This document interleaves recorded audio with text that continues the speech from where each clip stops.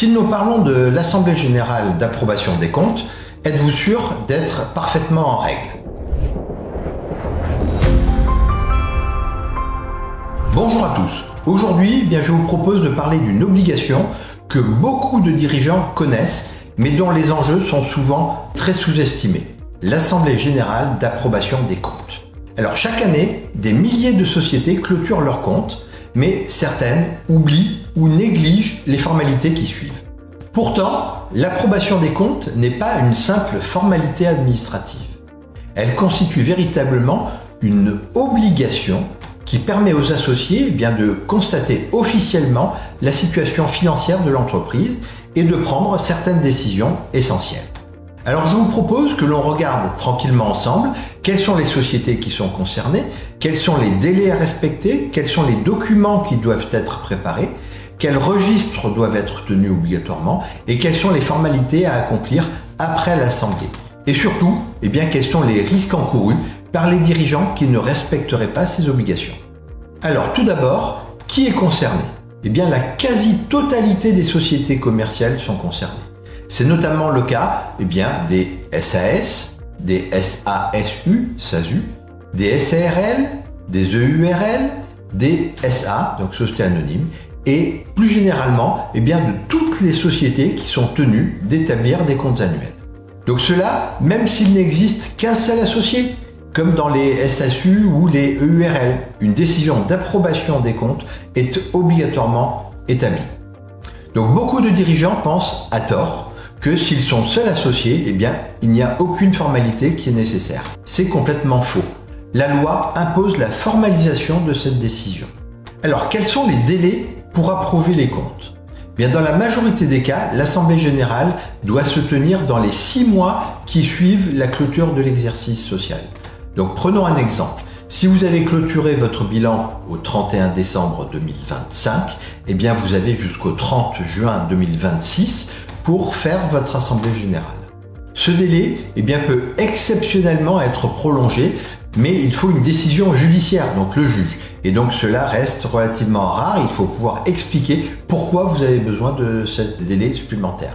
L'erreur fréquente consiste à penser que la simple signature d'un bilan suffit. Or, ce n'est pas du tout le cas. Les associés doivent officiellement se prononcer sur les comptes annuels, sur l'affectation du résultat, sur le versement éventuel de dividendes et parfois, sur d'autres résolutions bien spécifiques. Alors, quels sont les documents qui doivent être obligatoirement préparés? Donc, avant l'Assemblée générale, plusieurs documents doivent être préparés. On va retrouver notamment les comptes annuels, donc votre bilan, le compte de résultat, l'annexe lorsqu'elle est obligatoire, le rapport de gestion lorsque la réglementation également l'impose, les rapports du commissaire aux comptes lorsqu'il y a un commissaire aux comptes dans votre société et le texte des résolutions proposées à l'Assemblée générale. Ces documents doivent permettre aux associés de voter en parfaite connaissance de cause. Ils doivent être adressés au moins 15 jours avant l'Assemblée générale à l'ensemble des associés. Comment se déroule une assemblée? Lors de l'assemblée, les associés examinent les comptes et se prononcent sur les différentes résolutions. La première des décisions concerne l'approbation des comptes. La deuxième des décisions importantes concerne l'affectation du résultat. En effet, le bénéfice peut être distribué sous forme de dividendes, il peut être mis en réserve ou il peut être mis en report à nouveau. A l'inverse, lorsque vous avez une perte, les associés doivent décider du traitement comptable de cette perte. Une fois que la décision est prise, un procès-verbal doit être obligatoirement rédigé. Ce document est fondamental, il constitue la preuve juridique des décisions qui ont été prises. Un sujet qui est très souvent oublié, c'est les registres obligatoires. C'est ici probablement l'une des erreurs les plus fréquentes observées lors des contrôles. En effet, les décisions collectives, donc le procès-verbal, doit être retranscrit dans les registres prévus à cet effet. Ça va être, suivant la forme de la société, il va pouvoir s'agir du registre des assemblées générales, du registre des décisions de l'associé unique, ça va être le registre des mouvements de titres éventuellement, ça va être aussi le registre des bénéficiaires effectifs lorsque des modifications sont intervenues au niveau de la répartition du capital. Ces registres doivent être obligatoirement conservés avec soin. Ils permettent notamment de démontrer la régularité des décisions prises par la société. Alors, désormais, On n'a plus beaucoup de registres papier, la plupart des registres sont tenus de manière numérique, donc vous avez des plateformes qui sont spécialisées sur la tenue de ces registres. Lors d'un audit, d'une cession d'entreprise ou d'une opération de levée de fonds ou d'un contrôle fiscal, l'absence de registre est souvent considérée comme un signal d'alerte. Nous rencontrons malheureusement très régulièrement des sociétés qui disposent de comptes parfaitement tenus, mais dont les registres juridiques n'ont pas été mis à jour depuis plusieurs années. Cette situation peut devenir problématique au moment d'une vente ou lors de l'entrée d'un nouvel investisseur. Que faut-il faire après l'Assemblée ? Une fois que l'approbation des comptes a été réalisée, plusieurs formalités restent à accomplir. La principale va consister à déposer les comptes annuels auprès du tribunal de commerce des sociétés.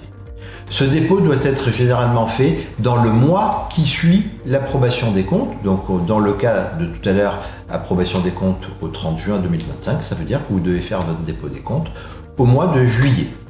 Lorsque le dépôt est effectué par voie électronique, ce qui est désormais la majorité des cas, un délai supplémentaire est généralement accordé. Ce dossier va comprendre notamment les comptes annuels, forcément, la proposition d'affectation du résultat, la résolution d'affectation qui a été votée et certains formulaires spécifiques lorsqu'il y en a besoin. Sous certaines conditions, les petites entreprises peuvent demander également la confidentialité de tout ou partie de leurs comptes. Ça veut dire que les concurrents ne sauront pas ce qu'il y a dans leurs comptes annuels. Quels sont les risques encourus en cas d'oubli ? De nombreux dirigeants pensent qu'il ne se passera rien. C'est une très grosse erreur. L'absence d'approbation des comptes ou l'absence de dépôt aura plusieurs conséquences. Parmi elles, d'abord des injonctions du tribunal de commerce. C'est jamais agréable, mais elles arrivent désormais de plus en plus fréquemment. Ça va être des amendes si vous ne répondez pas aux injonctions du président. Ça va être des difficultés lors d'une demande de financement bancaire. Ça va être des complications lors d'une cession d'entreprise. Et puis, ça peut être réellement des interrogations de l'administration fiscale. Donc, afin d'éviter tout ça, on fait son dépôt des comptes. Ça peut être aussi, malheureusement, une mise en cause de la responsabilité du dirigeant dans certaines situations lorsque malheureusement il est convoqué pour une mise en redressement judiciaire de sa société par exemple.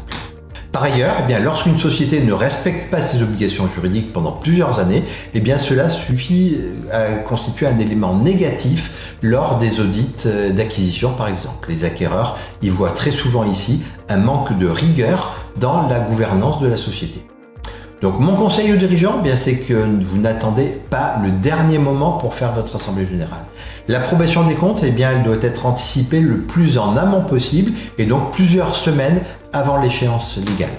Cela va permettre effectivement de vérifier la cohérence des comptes. Quelquefois, on peut s'apercevoir qu'il y a des erreurs. Ça va permettre de préparer les bonnes résolutions. Ça va permettre de mettre à jour les registres obligatoires, de sécuriser le dépôt au greffe et d'éviter tout risque juridique inutile. L'Assemblée générale, c'est pas simplement une obligation légale, c'est également un excellent moment pour prendre du recul sur les performances de votre entreprise et définir vos orientations futures. Ça fait l'objet d'une vidéo différente. En conclusion, donc si vous êtes dirigeant de société et que vous avez un doute sur vos obligations juridiques annuelles, faites-vous accompagner. Chez Audit Expert, nous accompagnons très régulièrement des chefs d'entreprise dans l'approbation de leurs comptes et dans toutes les formalités obligatoires qui entourent cette approbation des comptes annuels. Vous avez des questions concernant cette vidéo ? Vous n'hésitez pas à nous questionner, c'est avec plaisir que nous vous renseignerons. Vous avez apprécié cette vidéo ? Vous la likez, vous la partagez très largement autour de vous auprès des chefs d'entreprise qui pourraient en avoir besoin. Et pour ne manquer aucune actualité, vous vous abonnez. À très vite. Au revoir.